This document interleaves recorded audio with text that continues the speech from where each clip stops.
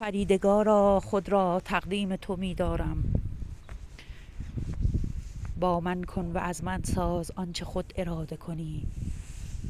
از اسارت نفس رهایم کن تا انجام ارادت را بهتر توانم.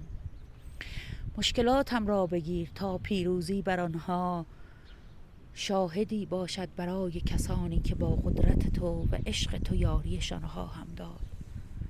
باشد که همیشه بر اراده تو گردن نهم. آمین.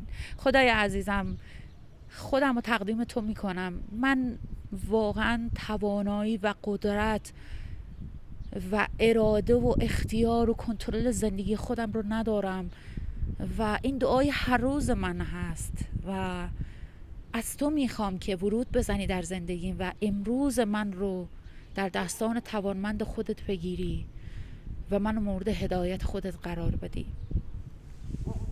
چه صحنه زیباییه! آسمان با آب این برکه یکی شده.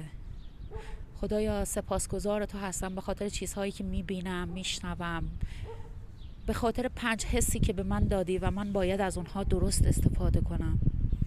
من سپاسگزار شنیدن حتی صدای این سگ هستم. من سپاسگزار درگاه تو هستم. لطفاً امروز من رو به بهترین شکل اداره کن، چرا که من بنده تو هستم. آمین.